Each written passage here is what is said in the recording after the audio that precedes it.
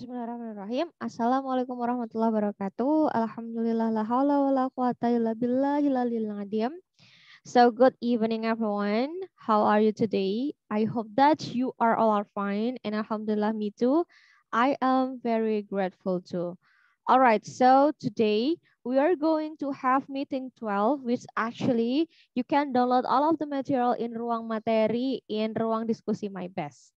Sorry, in ruang my best ya, ruang materi in my best. So without any further ado, let's jump into the next. Okay, you can see my screen now. So in meeting 12, the theme is I don't like working on weekends. So somehow we as the workers, kita tuh nggak suka sama yang namanya bekerja dalam hari-hari weekends gitu ya. Karena weekend itu kan adalah leisure time-nya kita, teman untuk kita bisa spare time itu adalah di weekend. So that's why di sini ada beberapa activity that you can do. Ya, jadi di sini ada 8 aktivitas ya, 1 2 3 4 5 6 7 8 yang bisa kalian gunakan untuk leisure time your weekends. Nah, di United States, di Amerika, itu ada 8 activity yang biasa mereka lakukan. Yang pertama adalah reading a book. Ya, jadi kalau misalnya reading a book ini adalah salah satu cara yang simplicity, di mana kita bisa menciptakan imajinasi kita saat kita membaca buku. Itu bisa digunakan sebagai leisure time. Yang kedua adalah watching TV. But I guess sekarang tuh orang-orang tuh nggak suka nonton TV instead of nonton YouTube. Jadi mungkin nonton TV atau nonton YouTube ini bisa jadi your leisure time. Yang ketiga adalah spend time with family. Nah, kalau yang spend time sama family ini saya yakin banget mungkin ada agenda-agenda yang sudah direncanakan sama teman-teman untuk menonton ataupun menghabiskan waktu bersama pergi ke suatu tempat gitu ya. And then the fourth is fishing. Ada juga aktivitas memancing, di mana memancing ini juga menjadi salah satu aktivitas favorit orang-orang Amerika. Dan hopefully ini juga bisa menjadi referensi bagi teman-teman semua yang ingin melakukan fishing. Terus ada do gardening ya. Do gardening itu kayak menanam tanaman-tanaman gitu. Misalnya pepohonan ataupun janda bolong gitu kan bisa menjadi one of kind of doing gardening. And then playing support ya. Teman-teman juga bisa misalnya playing badminton, kemudian swimming, kemudian ballerina. Ada nggak sih yang ikut kelas ballet? Ataupun maybe Zumba ya, salsa session gitu.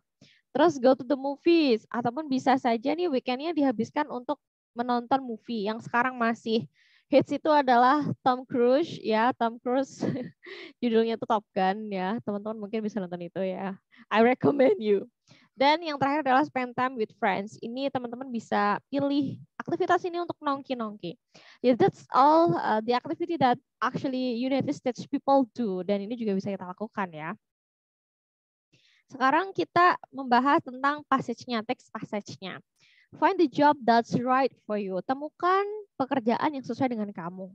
Nearly 50% of all workers in the United States have jobs they aren't happy with. Jadi 50% para pekerja di Amerika itu bekerja yang mereka itu tidak senang sama pekerjaannya itu.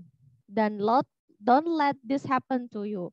Jangan sampai hal ini juga terjadi sama kalian gitu. Jadi if you to find the right job, don't rush to look through the classified ads in the newspaper ya. Jadi kalau misalnya teman-teman mau nyari pekerjaan yang sesuai dengan harapan kalian, maka jangan termakan iklan gitu yang ada di koran gitu. Instead, sit down and think about yourself. What kind of person are you and what makes you happy? Jadi daripada termakan iklan, lebih baik teman-teman duduk, pikirkan dengan jernih, aku tuh tipe orang kayak gimana sih, lalu pekerjaan apa yang cocok buat aku, apa yang membuat aku happy gitu.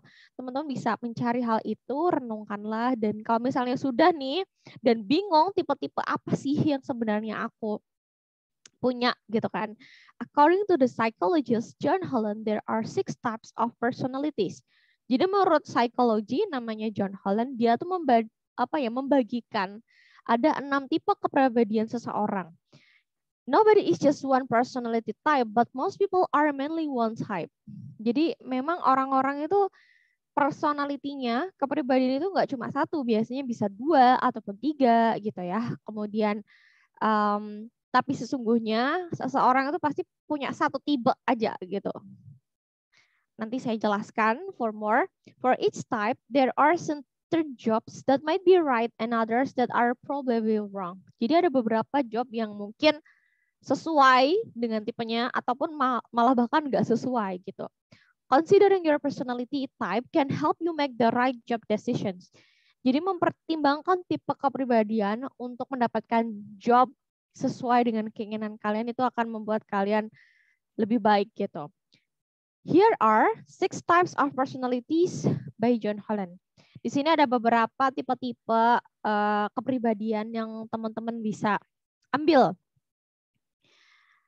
Let's say the first type is the realistic type. Jadi kalau orang yang realistis, mereka tuh suka practical and likes working with machines and tools.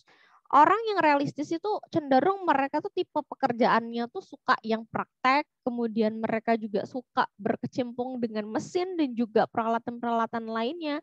Di mana hal ini bisa kita simpulkan pekerjaan yang cocok itu mungkin engineering, mungkin montir, mungkin arsitektur, mungkin tukang proyek bangunan gitu kan, di mana pekerjaannya tuh benar-benar praktek gitu. Kemudian ada the investigative type, orang-orang yang suka menginvestigasi gitu ya. Mereka itu curious and likes to learn, analyze situations, and solving problems. Biasanya orang-orang dengan tipe investigasi yang tinggi ini suka hal-hal yang bikin penasaran, hal yang baru. Mereka suka menganalisa situasi dan kemudian mereka mencoba untuk mencari jalan dari sebuah permasalahan yang ada.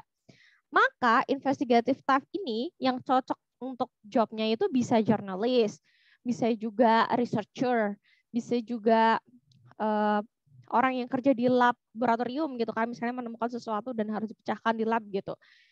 Nah, itu dia untuk jobnya. Kemudian the artistic, imaginative and likes to express him or herself by creating art. Kalau di artistik ini adalah orang-orang yang bekerja di dunia seni. Contohnya banyak sekali, misalnya kayak pelukis, kemudian pemahat ya, pemahat, kemudian ada juga penyanyi, pemeran film gitu, ataupun yang sekarang masih ngehits adalah content creator. Jadi kalau content creator ini sebenarnya orang-orang dengan keahlian ataupun tipe yang memiliki jiwa seni yang tinggi, sehingga tuh tujuan mereka itu untuk membuat orang-orang tuh interest sama apa yang dia kerjakan gitu. Dengan ekspresi yang dilakukan, orang-orang bisa suka dah. Itu dia namanya artistik. Itu job-jobnya tuh bisa beragam ya. Kalau seni itu kan luas. So, are you type of that? Nah, sekarang di sini ada the social. Kalau orang-orang sosial, ini tuh orangnya tuh friendly and likes helping or training other people. Biasanya orang-orangnya tuh suka berteman, membaur masyarakat, mereka bisa ikut anggota LSM ataupun mereka bisa mengikuti beberapa kegiatan volunteer gitu kan yang berkaitan dengan donasi. Pokoknya orangnya tuh sangat-sangat social and down to earth gitu, membumi banget, yang peduli dengan kemakmuran atau kemaslahatan masyarakat. Next, the enterprising. Nah, enterprising ini adalah orangnya tuh outgoing and likes to persuade or lead other people.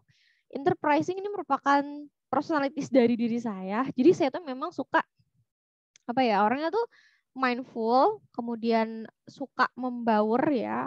Actually kalau misalnya sama orang-orang tuh ya udah seneng aja gitu. Terus saya juga suka menarik dan juga memimpin orang gitu.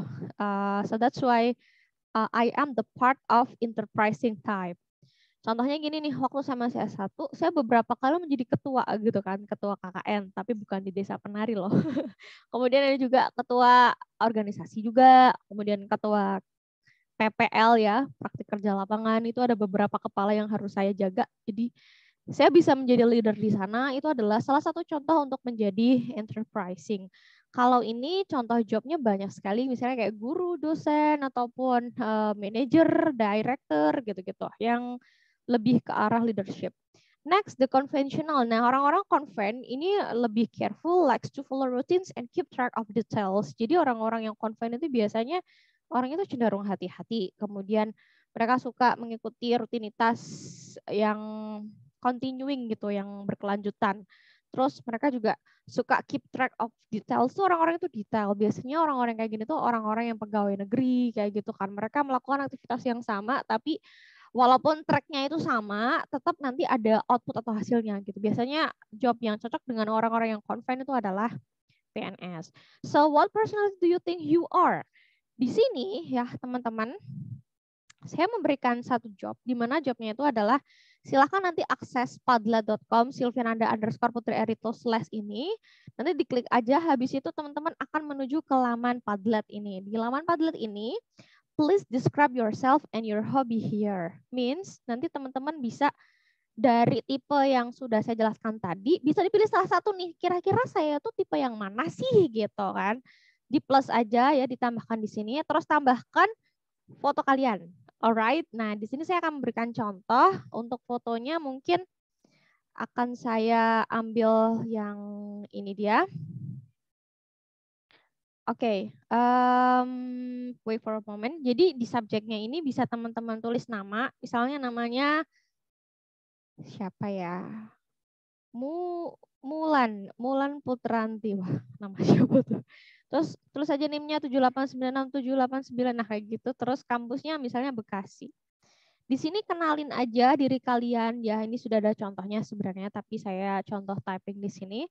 Hi, I am Mulan. Kemudian you can call me Mu. Dan hobinya misalnya dancing. My hobby is dancing. And I am atau I have artistic personalities. Kayak gini. Alright. So, apa nih kira-kira yang membuat kalian tercermin bahwa kalian tuh orangnya tuh tipe kepribadiannya tuh artistik? Ternyata I love to create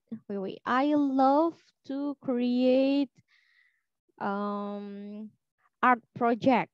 Misalnya kayak painting, terus saya juga suka singing, making a song, itu kan pekerjaan yang artistik banget ya. And etc. Do you have any question? Oke, habis itu teman-teman bisa klik publish di sini. After that, silahkan nanti yang lain bisa nge-love ya, nge-love di sini postingannya, di love terus misalnya di komen, Miss, we have some personalities. Atau yang ini, wow, you look amazing. Kayak gitu. Jadi ini tuh Padlet itu kayak Instagram post sebenarnya, tapi ini dikemas sedemikian rupa, jadi cuman kelas ini aja yang bisa akses, so that's why this is actually very interesting for you. Alright, after that we are going to the slides. Sekarang kita bahas glossary. Kalau glossary ini kan saya udah sering bilang glossary ini adalah word yang mungkin ada beberapa teman-teman yang tidak familiar akan hal itu, maka di sini dijelaskan. Pertama adalah psychologist. Psychologist itu adalah the scientific study of the human mind and its function, especially those affecting behavior in a given context. Jadi scientific study di sini adalah ilmu yang mempelajari tentang pikiran manusia, perilakunya, fungsi dari pemikiran tersebut, dan juga bagaimana perilaku-perilaku ini bisa berefleksi ke kehidupan, itu namanya psychologist. Kemudian investigatif, ya investigatif ini adalah apa ya, yang concernnya itu sama sesuatu yang mau diinvestigasiin gitu. Jadi kayak fokusnya itu lebih ke menganalisa, kemudian mencari solusi dari masalah gitu. Orang-orang yang seperti itu tuh orang-orang yang penuh dengan investigate. Next itu enterprising. Jadi kalau orang-orang enterprising tuh biasanya mereka tuh having or showing initiative and resourcefulness. Jadi mereka tuh orangnya tuh penuh dengan ini ya, ide-ide cemerlang, penuh dengan inisiasi atau ide-ide yang dikeluarkan dari pemikiran mereka sendiri. Itu orang-orang enterprising. Dan yang terakhir adalah orang-orang yang confident, based on or in accordance with what is generally done or believed. Jadi orang-orang confident tuh ya yang ada aja yang dipercaya. Kayak gitu. Sekarang kita memasuki grammar focus ya. Grammar focus sekarang kita bahas mengenai because and because of. Oke. Ini saya udah bikin PPT-nya, jadi semoga teman-teman juga tahu ya di sini. Bentar, saya mau share screen dulu. Nah, kenapa sih kita belajar because and because of? Ya, first of all, karena because dan because of ini berbeda ya teman-teman penggunaannya. Walaupun looking at-nya tuh kayaknya sama aja gitu kan, tapi ternyata penggunaannya itu juga beda. Yang pertama adalah because. Because ini artinya sebab. Tapi sebab di sini tuh lebih ke klausa gitu, lebih ke ada kalimatnya. Jadi kalau misalnya kita ngomong because, pasti diikuti dengan kalimat. Yang harus diingat di sini, ya saya mau menekankan bahwa teman-teman tuh kalau belajar bahasa Inggris memang nggak jauh-jauh dengan rumusan. Jadi kalimat itu terdiri dari subjek dan juga predikat. Predicate. Nah, predicate ini ada dua nih teman-teman. Jadi predicate ini bisa berbentuk to be ataupun verb gitu ya. Jadi kalau yang because itu pasti diikuti dengan klausa atau kalimat. Oke, di sini kan teman-teman bisa lihat nih ya. Kalau bentar yang ini yang udah aja. Wait. Nah, jadi kalimat ataupun klausa di sini, bentar. Astagfirullahaladzim. Nah, because, kata because maupun because of memiliki kesamaan di antaranya digunakan untuk menyatakan sebuah alasan, reason ya. Kata because ini harus diikuti dengan kalimat. Nah, yang udah saya bilang tadi, bahwa kalimat itu terdiri dari subjek plus predicate. Tapi kita lihat dulu nih, kalau di because ini subjeknya tuh followed by apa? Apakah dia diikuti oleh to be? Apakah dia diikuti oleh verb? Ternyata because ini diikuti oleh subjek plus to be. Nah, to be ini kan bisa diikuti sesuai dengan tensesnya ya. Kalau misalnya present tense, berarti to be-nya is MR. Kalau misalnya past tense, berarti to be-nya was were. Gitu. Jadi disesuaikan dengan tensesnya. Kemudian diikuti dengan kata kerja, noun, adjektif kata sifat, dan kemudian adverb, kata benda. Sekarang nih, kita membahas mengenai subjek. Subjek di sini itu ada 6 berarti kan. Dewi, Ayu, he, she, it. Oh ada 7, sorry. Gimana sih cara untuk menghafalkan subjek, Bu? Gampang banget. Kalian bisa nyanyi nih, bisa dicontoh. I, saya, you, kamu, they, itu, mereka, he, kami. He, dia laki-laki. She, dia perempuan. We, itu adalah kami. Kayak gitu bisa dijadiin satu ini ya, satu reminder kalau misalnya mau tahu subjek itu gimana buatnya itu kayak gitu. I, saya, you, kamu, they, itu, mereka kayak gitu. Nah, setelah teman-teman hafal subjeknya, sekarang tentukan to be-nya. To be-nya kalau Dewi Ayu itu kan nggak suka S ya, nggak suka S. Jadi to be-nya tuh, bentar, saya tulis aja biar enak. Nah, Dewi Ayu nggak suka S. Maka to be-nya kalau they, we, you, ini to be-nya are. Kalau I, to be-nya am. Gitu ya. Jadi mereka nggak suka S. Berbeda halnya dengan apa? Berbeda halnya dengan he, she, it. Kalau he, she, it, itu to be-nya adalah S. Karena mereka suka S ya. To be, he, she, it. Berarti to be-nya adalah is. Berarti he is, kemudian she is, kemudian it is gitu. Nah, ini bisa jadi patokan. Jadi, because plus subjek, nanti subjeknya bisa milih, plus to be. Nah, to be-nya bisa milih di sini ya. Kalau misalnya ini kan to be present, kalau pas jadi was or were. Kalau was itu untuk he, she, it. Kalau were itu untuk Dewi Ayu gitu. Sekarang contohnya, because the giant was fierce, people killed him. Nah, because, karena the giant was fierce, raksasa itu ganas, people killed him, orang membunuhnya. Di sini teman-teman bisa fokus di because the giant ini kata gantinya apa? It. Maka yang dibutuhkan to be-nya adalah was. Was itu past tense-nya dari is ya. Jadi di sini susunannya udah benar, because plus subject plus to be-nya was, terus fierce di sini adalah ganas. Ganas itu kata sifat ya, jadi bisa fierce. Terus next, Salsabila and Intan always get good mark because they are diligent and careful when doing assignment. Salsabila and Intan always get good marks. Salsabila dan Intan selalu mendapatkan nilai yang bagus. Because, karena they ini merujuk ke Salsabila and Intan. Are di sini adalah to be dari they, karena they itu nggak suka S gitu kan. Jadi they are diligent. Diligent ini adalah adjektif. Kayak gitu. Do you get it? Yes, I'm get it, ma'am. Next, sekarang setelah because kita beralih ke because of. Kalau because of ini itu lebih gampang dan cipilitis lagi. Kenapa? Karena dia diikuti oleh noun or noun phrase.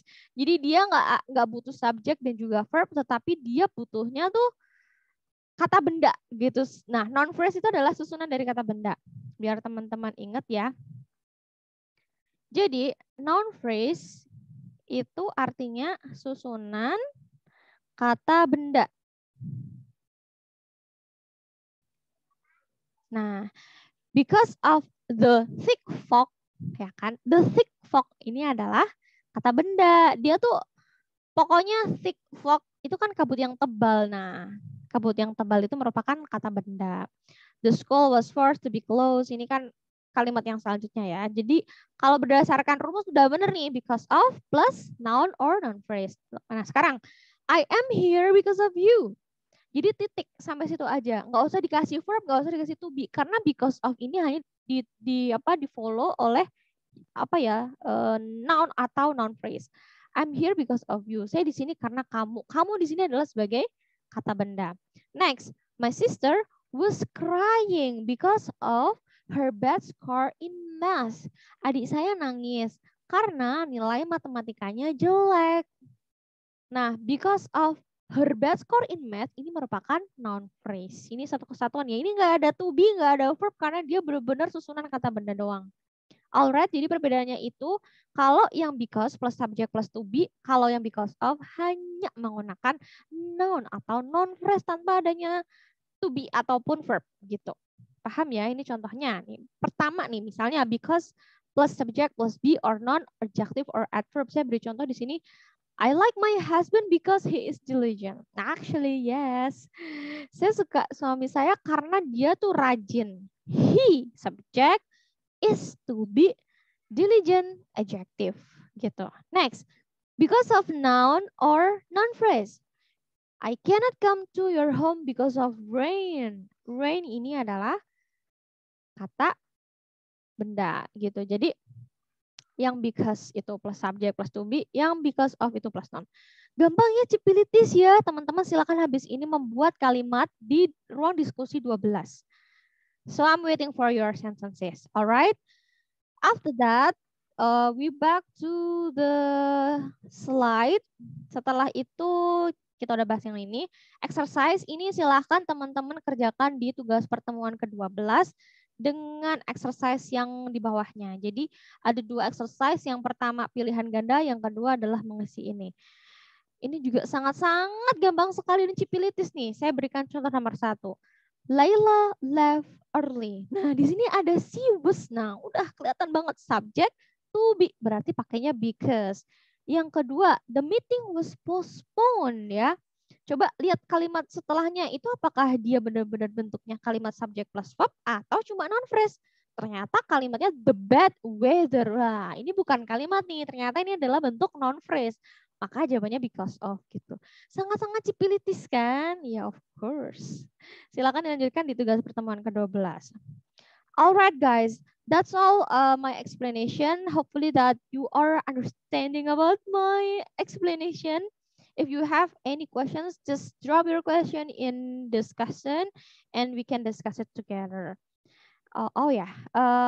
After this, you have to do pertama mengisi Padlet, yang kedua you can filling diskusi pertemuan ke-12 dan bisa mengerjakan tugas pertemuan ke-12. Alright, see you next time and wassalamualaikum warahmatullahi wabarakatuh. Thank you.